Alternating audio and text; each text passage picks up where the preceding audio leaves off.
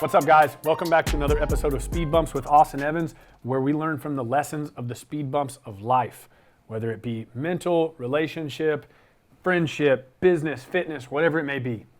I think there's a lot to be learned from the speed bumps. And today we're going to talk about developing conviction. We're going to break down what conviction is, why it's so important, and how lacking it has led to some of my biggest speed bumps.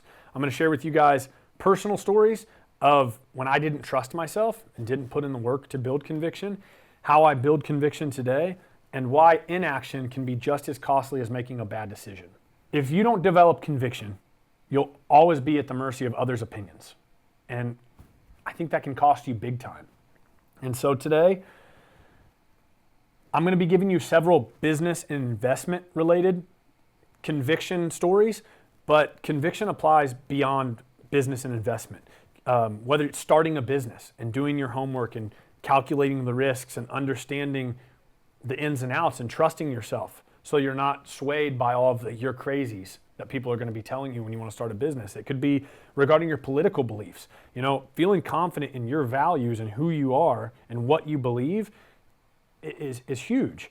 And it could apply to beginning and ending a friendship or a relationship. You know, being clear about your reasoning so that you don't waver due to your emotions. So I believe developing conviction is crazy important in all areas of life. And so we're going to get into that. So let's define conviction simply, okay? Conviction is having unwavering confidence in your beliefs, your decisions, basing on research and true understanding of whatever it may be. It allows you to calculate decisions with confidence and live with the outcome peacefully. And what I mean by that is I'd rather be wrong on my own accord than be wrong because I listened to someone else. And I'm going to share some of those stories because those stories are painful to me. Okay, so quick Tesla story. Back in May of 2020, right after the whole COVID deal and the market big crash or correction, I had just a pull to purchase Tesla stock. I was like, man, they're doing it big, right? Like it's going to go big. And I didn't put in the work. Again, wasn't building conviction properly at this time. And I hesitated a lot. And I remember I went to lunch with a friend that I respect a lot. He's a good friend today. I think that, he's been successful. He's a great dude. And I remember him telling me like he made me feel really stupid for considering Tesla stock. Now this was before the stock split. When you look back post stock split pricing, Tesla was $30, $40 at the time. Tesla's now $400 a share. And so I wasn't going to become loaded from this trade because it's all relative. And I think I was going to buy 10 or 15 shares of it. But regardless, I missed a 10X because I wavered because of someone else's opinion. Another story, Bitcoin. Okay. In Bitcoin, there's what's called cycles, right? There's 4-year halving cycles. I've been in Bitcoin since the 2016, 2017 halving cycle. Now, when I say I've been in it, I would love to, speak with confidence and say I bought it and never wavered and I hold now several Bitcoin. Not the case. And again, this is conviction. I missed out because I let skepticism of others influence me and it shook me out. And so although I've been around Bitcoin and crypto and been in the space since 2016, 17, I was in it for the 2020 booming cycle. And here we are in 2024 and I still made a huge mistake this cycle because of a lack of conviction and really understanding conviction. And I got tired of looking back and listening to others too heavily and not doing my own research. And it taught me you have to build conviction. So that's what conviction is. That's why it's so important. So let's talk about how I develop conviction and how you can develop conviction in whatever you're doing. The short answer, you put in the work. Period. True conviction is not about just making a decision. It's about earning it. It comes from immersing yourself in the work. It comes from stripping away ego and bias and preconceived notions and reaching a place of true humility so that you can really absorb and be open to learning. And part of that was stripping away bias. You have to be able to listen to the pros and the cons of whatever decision or thing you're navigating. And then once you're at that point of humility, with relentless effort and focus, you can begin to refine your understanding and master the details and build an expertise and become confident and build conviction. Conviction isn't found, conviction is forged. And I'm hoping through this podcast, you can become more aware when you're making decisions to ask yourself, have I researched this properly? Have I calculated the risks of this decision properly? Have I looked at all angles of this to know that I'm making a good decision? So that way, again, you're not quickly influenced by others. It's conviction. I'm gonna use crypto as an example, okay? Because crypto is just so easy for me because I've made so many screw ups when it comes to crypto, and I'm so irritated myself when I look back.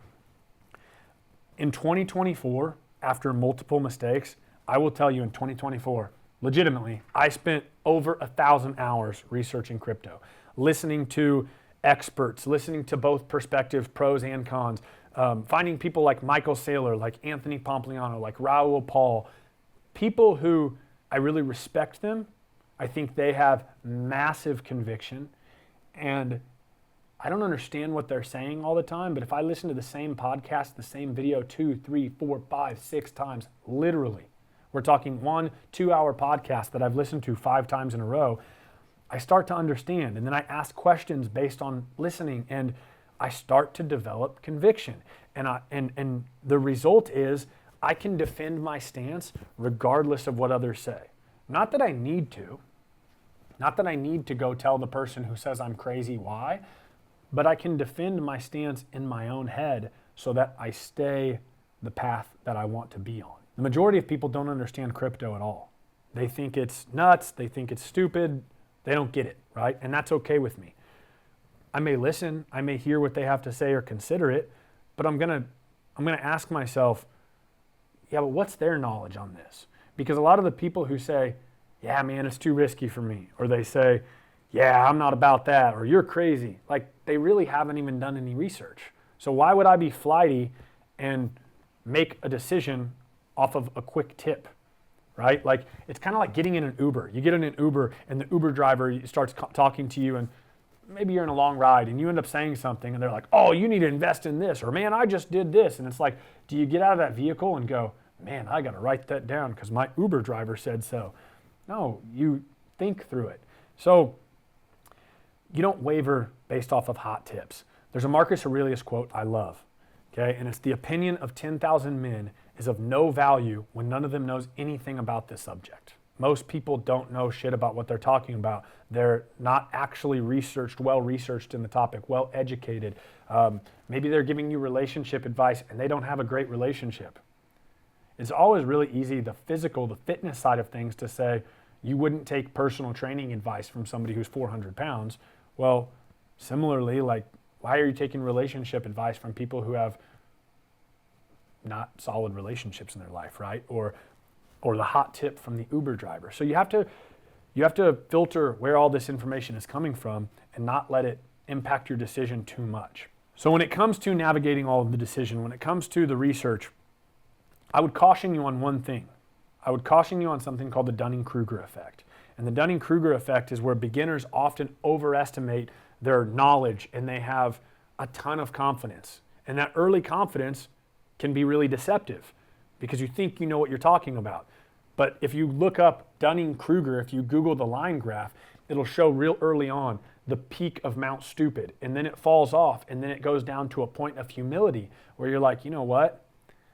This is a deep subject, and I don't have the knowledge I thought I did. And then you have a place of humility you're coming from, and then you're allowed to learn and truly start to become an expert.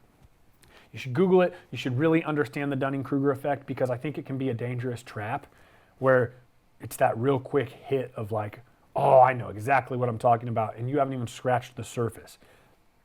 It's about staying humble. Mastery takes time. Another quote, Malcolm Gladwell.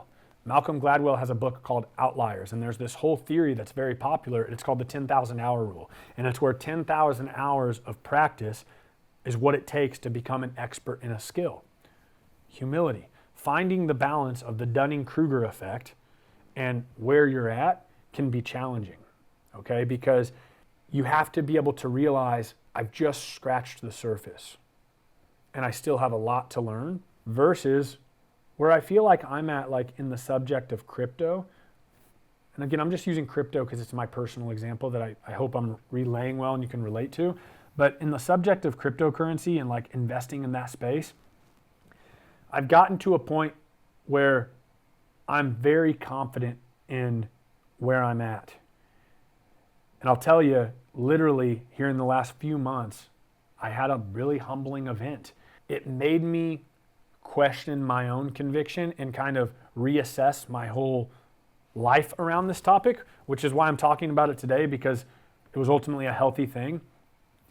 I had an investment that I've been crazy confident in for the last couple of years.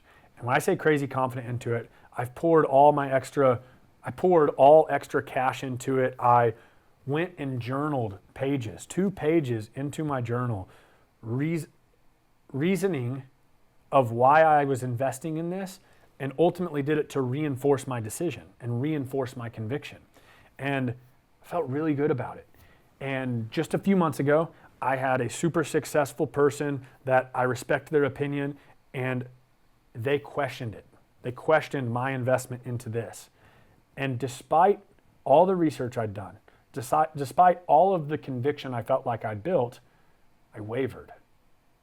And I kicked myself because guess what? I missed a 5x return that came right after I dumped the project I was invested in. And so that was tough, right? Like to go through that, it's always hard to be like, man, what could have been, coulda, shoulda, woulda.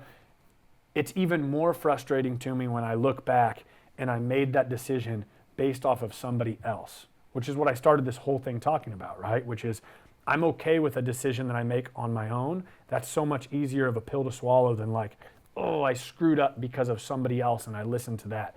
That sticks with me and it's tougher to process. And so that reinforces really though why conviction is so critical. You have to get to a point where you trust yourself over all of the noise. Failure to trust yourself and failure to build conviction can lead to something that can be just as damaging, which is inaction. So the danger of inaction, you're faced with a decision. Again, I'm talking business, investment. This can be anything else in life, but you're faced with a decision, and you have, the way I look at it right now in this topic of conviction is you have 3 options. You either act with conviction, meaning you fully own your decision. Number 2, you act with ignorance. You let external opinions drive your choice. Or number 3, which I think can be really bad, you freeze and you do nothing. So inaction. The reason why inaction can be just as bad and costly as a bad decision is because you miss out, right? Like, let's say you wanted to start a business and you did all of the calculating of the risks and you thought it through and you made a business plan, but you never did it because Jimmy, your friend, and your dad, they both think you're nuts. Oh my gosh, you're crazy. And you listen to that and you listen to that, you end up not doing it. So the inaction literally becomes acting with ignorance, right? Or you never invest in real estate. So you think about real estate and you've done all kinds of research and you've talked to people, but ultimately you've decided that out of fear, you're not going to. And now your inaction has cost you thousands, millions of dollars in wealth, complete different lifestyle. Your inaction became acting with ignorance, blindly following the other opinions. Or like me with Tesla, I sit down at this lunch, I'm like, I'm gonna buy 10 shares of Tesla, 15 shares of Tesla. I sit down with lunch with a buddy. He tells me, dude, I think you're stupid, and I don't buy it. Inaction really became the bad decision.